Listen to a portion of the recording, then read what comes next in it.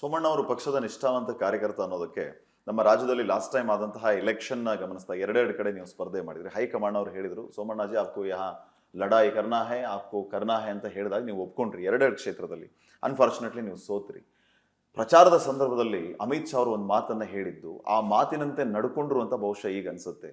ಏ ಸೋಮಣ್ಣಾಜಿ ಕೋ ಹಮ್ ಬಡೆ ಆದ್ಮಿ ಬನಾಕೆ ಆಪ್ಕೆ ಸಾಮ್ನೆ ಖಡಾ ರಖೇಂಗೆ ಅಂತ ಹೇಳಿದ್ರು. ದೊಡ್ಡ ಮನುಷ್ಯನನ್ನು ಮಾಡಿ ಕರ್ಕೊಂಬಂದು ನಿಲ್ಲಿಸ್ತೀವಿ ಅಂತ.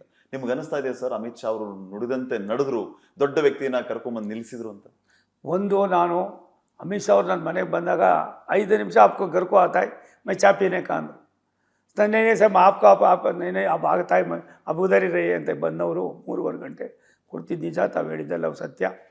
ಒಬ್ಬ ನಾಯಕ, ಒಬ್ಬ ಕಾರ್ಯಕರ್ತನನ್ನು, ಒಬ್ಬ ನಿಷ್ಠಾವಂತನನ್ನು ಅವ್ರು ಕೊಟ್ಟಂಥ ಸೂಚನೆಯನ್ನು ಕಾರ್ಯರೂಪಕ್ಕೆ ತರ್ತಕ್ಕಂಥ ಪ್ರಯತ್ನ ಮಾಡಿದವನ್ನ ನಿಜವಾಗ್ಲೂ ಕೂಡ ಮೇಲ್ಪಂಕ್ತಿಗೆ ತರ್ತಾರೆ ಅನ್ನೋದಕ್ಕೆ ಭಾರತ ದೇಶದ ರಾಜಕಾರಣದ ಇತಿಹಾಸದಲ್ಲಿ ಭಾರತೀಯ ಜನತಾ ಪಕ್ಷದಲ್ಲಿ ಯಾರಾದರೂ ಒಂದು ದೊಡ್ಡ ಉದಾಹರಣೆ ಇದ್ದರೆ ನಾನೇನೇ ಇದ್ದೀನಿ.